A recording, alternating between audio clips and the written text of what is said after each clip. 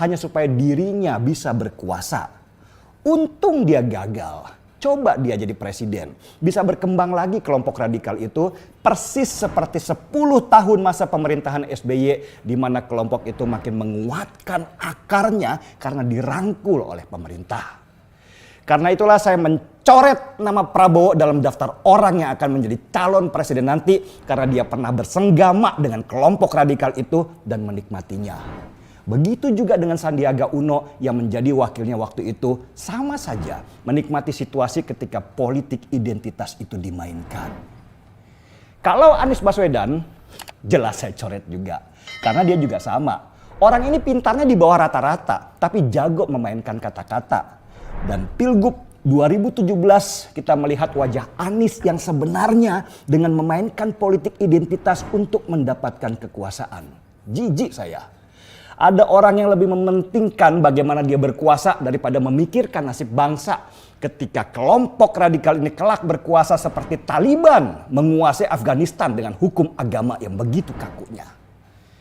Ridwan Kamil sama aja, penuh dengan pencitraan. Dan saya rasa Ridwan Kamil lah penerus SBY dengan gaya yang sama. Jawa Barat adalah gudangnya kelompok radikal. Apa yang dilakukan Ridwan Kamil supaya daerahnya tidak dijadikan sarang kelompok mereka? Nggak ada tuh. Dia cari aman dengan mengelus-elus kelompok itu supaya tidak digoyang. Ridwan Kamil ibarat pria metropolitan yang lebih baik tampil klimis dengan make up tebal daripada sibuk mengurusi debu yang mengotori jalanan. Saya ingat banget ketika Rizik kembali ke Indonesia habis kabur dari Saudi, Ridwan Kamil sempat mau silaturahmi ke tempat Rizik. Rendah sekali kan, seorang kepala daerah harus sowan ke tempatnya buronan. Tiba-tiba dia mundur karena ternyata melihat situasi tidak menguntungkan. Seorang oportunis sejati hanya melihat apa yang menguntungkan buat dirinya pribadi.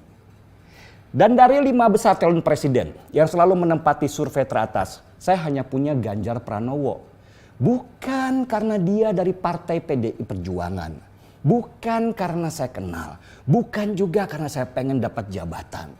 Tetapi karena dari rekam jejaknya sebagai gubernur, Ganjarlah orang yang dengan konsisten melawan kelompok radikal itu dengan gaya Jawanya. Dia tidak frontal, tapi tindakannya terukur dan tegas. Dia mengumpulkan seluruh kepala SMA dan SMK negeri seluruh Jawa Tengah dan memaksa para kepala sekolah itu untuk menandatangani fakta integritas. Kalau kelak mereka ketahuan bersama kelompok-kelompok radikal, maka mereka harus mundur dari jabatannya atau dicopot dengan paksa. Ganjar masih di hati saya. Karena kita butuh seorang tokoh yang berseberangan dengan kelompok garis keras itu untuk ada di puncak kekuasaan. Karena kalau kita punya presiden yang nantinya kerjaannya merangkul kelompok radikal, percayalah Indonesia akan hancur dalam waktu dekat. Dan ketika saat itu terjadi, kita tidak akan mampu mencegahnya. Dan memilih Ganjar Pranowo, seandainya dia dicalonkan jadi presiden nanti, buat saya adalah bagian dari perlawanan. Saya akan kawal dia karena dia punya frekuensi yang sama, dia punya kegelisahan yang sama, dan dia juga punya tujuan yang sama. Sama seperti ketika saya membela Jokowi dulu, dalam mengawal Ganjar nanti, saya punya prinsip. Orang baik jangan dibiarkan bertarung sendirian.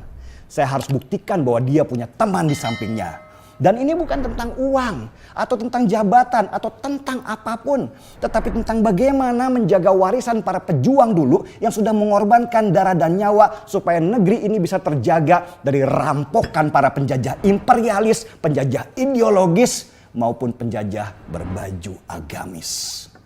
Maaf untuk yang gak setuju. Saya harus deklarasikan bahwa saya akan mengawal Ganjar. Dan yang mau di samping saya bersama-sama, mari kita angkat cangkir kopinya.